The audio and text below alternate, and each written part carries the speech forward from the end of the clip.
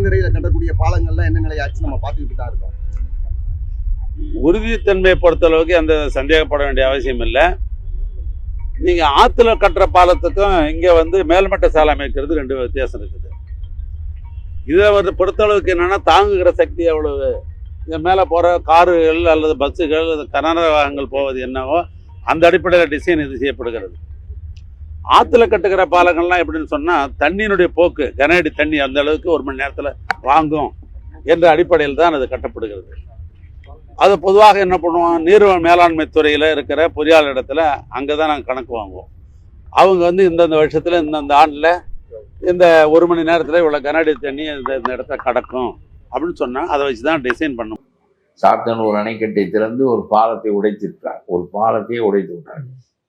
அந்த பாலம் 3 மாதத்திற்கு முன்னால் கட்டப்பட்ட 16 கோடியில் நபார்டு வங்கியிலிருந்து கடன் வாங்கியிருக்கிறார். ஒரு பாலம் 3 மாதத்தில் ஒரு திறந்து விடப்பட்ட தண்ணீரால் உடைந்து போகும் என்றால் அந்த இன்ஜினியர், சம்பந்தப்பட்ட அந்த மந்திரி, இவர்கள் எல்லோரையும் ஹைகோர்ட் சுயோமோட்டோ வழக்கில், ஏனென்றால் அந்த தரம் இல்லாமல் எதற்காக அந்த இன்ஜினியர் கையெழுத்து போட்டான். பக்கத்திலே அணை இருக்கிறது, 25 கிலோமீட்டர்ல அணை இருக்கிறது. என்றைக்கு வெள்ளம் வந்தாலும் அணைகள் திறக்கப்படுகின்ற போது அதை தாங்கும் வல்லமையுடையதாக அந்த பாலத்தை அமைக்க முன்னால் முடியவில்லை என்றால் அந்த இன்ஜினியர் ஒரு முட்டாள்.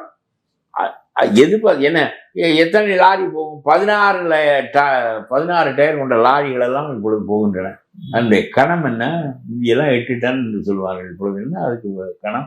அதெல்லாம் சாதாரண பாலங்கள். தண்ணி திறப்பார்களா மாட்டார்களா?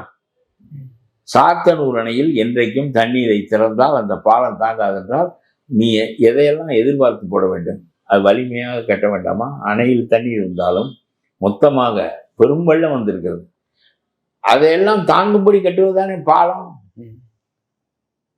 அதை செய்யவில்லை என்று சொன்னால், இந்த பாலம் போதுமான வலிமையாக இல்லை என்று சொன்னால் எதற்காக அந்த இன்ஜினியர், சீஃப் இன்ஜினியர் கையில் போட்டான்? அவனையும் வை.